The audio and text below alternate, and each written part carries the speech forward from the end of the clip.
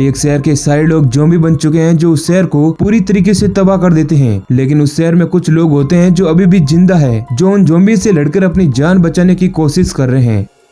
Movie की शुरुआत में हम एक पुलिस वाले को देखते हैं जो बहुत ही बुरी तरह घायल है, जिसे फ्रांस के एक मशहूर ड्रग माफिया के लीडर एडुएल ने उसे बहुत ही बेरहमी से मारकर समुद्र किनारे फेंक दिया था। और हम वहीं एक और पुलिस वाले को देखते हैं जो अपने साथी की मौत के बाद बहुत ही ज्यादा गुस्से में है। अब सीन कट होता है और हमें उसी मारे गए पुलिस वाले के फ्यूनरल को दिखाया जाता है, जिसमें उसके कुछ साथी ऑफिसर्स भी आए हुए हैं जो अपने दोस्त की मौत पर बहुत ही ज्यादा दुखी है। अब हम फ्यूनरल में उसी यूनिट के कुछ जाबाज कोप्स को भी देखते हैं जो किसी गुंडे से कम नहीं है, जिनमें ओरो, आसिम, जिमनेज और टोनी हैं, जो उस मारे गए पुलिस वाले के दोस्त हैं। और अब वो लोग अपने दोस्त की मौत का बदला भी लेंगे। आगे हम देखते हैं कि जिमनेज एडुएल की गैंग के एक मेंबर को बहुत ही बुरी तरह टॉर्चर कर रहा है और वो एडुएल का एड्रेस पूछ रहा है, लेकिन एडुएल का वो आदमी किसी भी हाल में उसके पत्ते का खुलासा नहीं करता। और अब इसके बाद जिमनेज अपनी पूरी हैवानियत दिखाता है और उस आदमी को किसी जानवर की तरह मारता है और उसे अधमरा कर देता है। और जिसके बाद वो आदमी भी आखिर में एडुएल का पता बता देता है और कहता है कि वो किसी सिटी के अपार्टमेंट में रह रहा है जहाँ उसका कोई कुछ भी नहीं बिगाड़ सकता।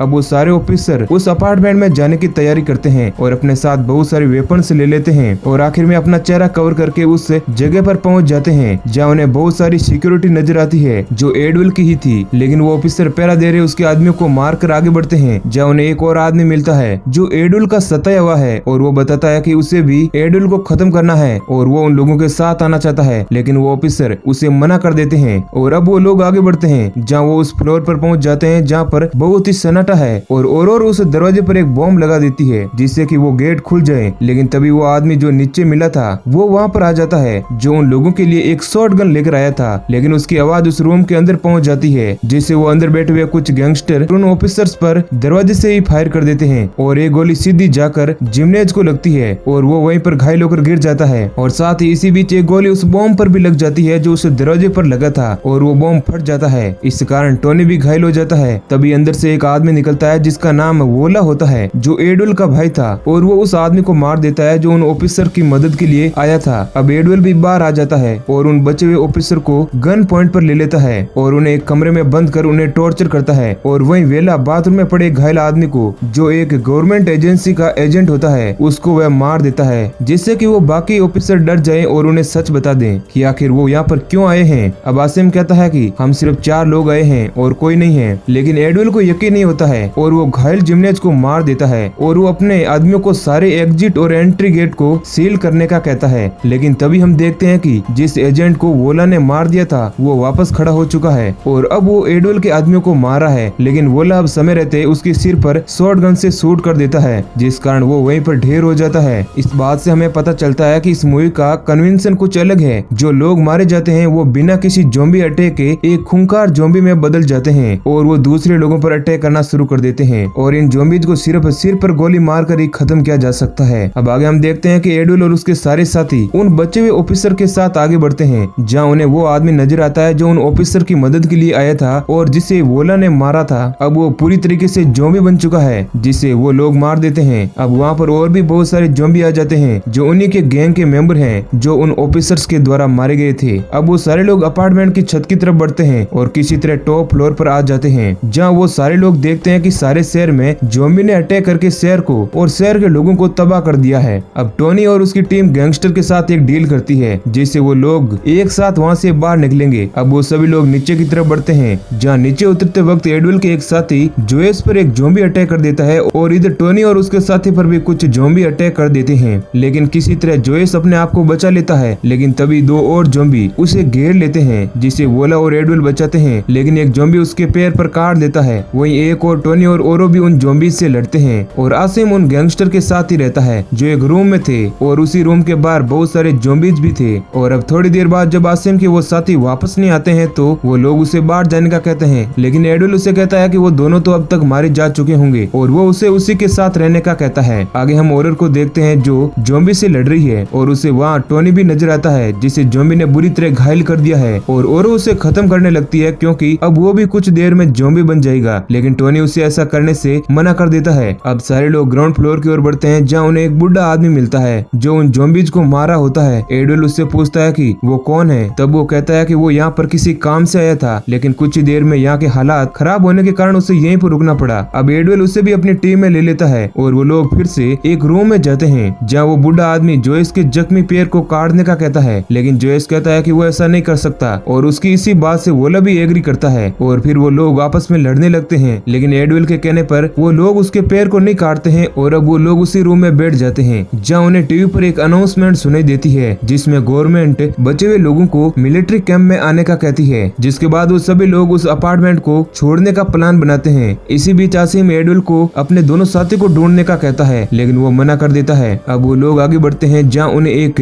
लेडी ज़ॉम्बी नजर आती है जिसे वोला पूरी तरह नहीं मारता है और उस लेडी के साथ मस्ती करने लगता है, लेकिन तभी एडवेल वोला की इस हरकत से नाराज हो जाता है और उसे डांटता है। उन दोनों भाइयों की लड़ाई का फायदा जोइस उठाता है और वोला को एडवेल के खिलाफ भड़काता है। तभी उन्हें टोनी नजर आता है और आसिम उससे ओरो के बारे में पूछता है, लेकिन इसी बीच ओरो भी वहाँ पर आ जाती है और वो टोनी को गन से शूट कर देती है, जिस कारण वो वहीं पर मारा जाता है और आसिम ओरो पर भड़क जाता है क्योंकि वो अपने ही साथी को कैसे मार सकती है। तब ओरो कहती है कि वो बहुत ही ज्यादा जख्मी था जो कुछ ही समय बाद ज़ॉम्बी बन जाएगा और उसने मुझ पर भी अटैक किया था। अब इसके बाद वो लोग लिफ्ट की तरफ आगे बढ़ते हैं जहाँ वोला और जोइस सभी लोगों को गन पॉइंट पर रखकर उनसे सारी गन्स ले लेते हैं और वोला अपने भाई एडवेल को कहता है कि वह सिर्फ इन पुलिस वालों के बारे में ही सोच रहा है और ऐसा कहकर वो लिफ्ट से नीचे चले जाते हैं। अब ये सब देख एडवेल को बहुत ही धक्का लगता है क्योंकि उसे यकीन ही नहीं हो रहा था कि उसका सगा भाई उसके खिलाफ कैसे जा सकता है। अब वो लोग बिना किसी हथियार के हो चुके थे और वो डर रहे थे कि वो बिना हथियार के ज़ॉम्बी से कैसे लड़ेंगे और वो लोग बहुत परेशान होते हैं और तभी वहाँ पर ज़ॉम्बी जा जाते हैं जो उन्हें चारों तरफ से घेर लेते हैं, लेकिन तभी वो बुढ़ा आदमी कहता है कि उन्हें सिक्योरिटी रूम में कुछ हथियार मिल सकते हैं और जिसके बाद वो सभी लोग उस रूम में जाते हैं जहाँ पर उन्हें जो भी हथियार मिलता है वो उसे उठाकर आगे बढ़ते हैं और किसी तरह उन ज़ॉम्बी से अपनी जान बचाकर वो लोग उस अपार्टमेंट के बेसमेंट की तरफ आ जाते हैं जहाँ एडवेल देखता है कि जोइस बुरी तरीके से वोला की बॉडी को नोच नोच कर खा रहा है। अपने भाई की ऐसी हालत देखकर एडवेल जोइस को बहुत ही बुरी तरह से मारता है। वो उसे मार ही रहा था कि तभी वहाँ पर बहुत सारे और ज़ॉम्बी आ जाते हैं जो उन सभी पर अटैक कर देते हैं और इसी दौरान आसिम भी घायल हो जाता है और वो सभी लोगों को वहाँ से भागने का कहता है। फिर वे उन सभी ज़ॉम्बी का ध्यान भटकाता है जिससे कि वो बाकी लोग आसानी से वहाँ से जिंदा बचकर बाहर निकल सकें। अब हम देखते हैं कि आसिम बड़ी बहादुरी से लड़ता है और वो बहुत सारे ज़ॉम्बीज को मारता है, लेकिन अब उसको चारों तरफ से सैकड़ों ज़ॉम्बीज घेर लेते हैं और फिर वह कभी गन से कभी चाकू से उनको मारता है और वो अपने साथियों के लिए अपनी जान को दांव पर लगा देता है। जिन साथियों से मिले उसे एक भी दिन नहीं हुआ था, हालांकि वो ओरो को जानता था पर वो अब उसे गलत समझने लगी थी क्योंकि उसने टोनी के लिए उस पर गन पॉइंट की थी। अब कुछ ही देर में वो ज़ॉम्बी आसिम को भी मार देते हैं और वो बचे हुए लोग बेसमेंट में पहुंच जाते हैं जहाँ उन्हें कई सारी बॉडीज के टुकड़े नजर आते हैं जिन्हें वो ज़ॉम्बीज ही इकट्ठा कर रहे थे। अब वो बचे हुए लोग बेसमेंट के दरवाजे को खोलने लगते हैं, लेकिन वो दरवाजा पूरी तरीके से जाम था। अब हम उस बूढ़े आदमी को देखते हैं जो उस दरवाजे की तरफ बढ़ रहा है और ज़ॉम्बीज को मारा है और वहीं एक और ओरो और एडवेल लगातार उस दरवाजे को खोलने की कोशिश कर रहे हैं। तभी उस बूढ़े आदमी की भी गन खाली हो जाती है और वो एक बॉम्ब से उन ज़ॉम्बीज के साथ खुद को भी उड़ा लेता है। इस हादसे में बहुत सारे ज़ॉम्बी भी खत्म होते हैं और अब इधर ओरो और एडवेल उस दरवाजे को खोल देते हैं और उस अपार्टमेंट से बाहर निकल जाते हैं जहाँ वो देखते हैं कि शहर की हालत बहुत ही ज्यादा खराब हो चुकी है और हम व्यूअर्स को लगता है कि अब सब कुछ ठीक हो चुका है, लेकिन तभी हम देखते हैं कि ओरो एडवेल पर गन तान देती है और वो उसे याद दिलाती है कि वो और उसकी टीम यहाँ पर क्यों आए थे और वो उसे वहीं पर शूट कर देती है जिससे उसकी भी डेथ हो जाती है। अब थोड़ा सा बुरा हमें यहाँ पर लगता है क्योंकि एडवेल में अब शायद कुछ बदलाव आ रहे थे और वे अच्छा इंसान बन रहा था, लेकिन क्या करें ओरो उसे वहीं पर मार कर मूवी की मेन विलेन बन जाती है। हालांकि अगर हम उसके पॉइंट ऑफ व्यू से देखें तो उसने अपने साथी की मौत का बदला लिया है और इसी सीन के साथ मूवी एंड हो जाती है। तो दोस्तों उम्मीद है कि ये कहानी आपको पसंद आई है। ऐसे ही और वीडियो पाने के लिए चैनल को सब्सक्राइब करें।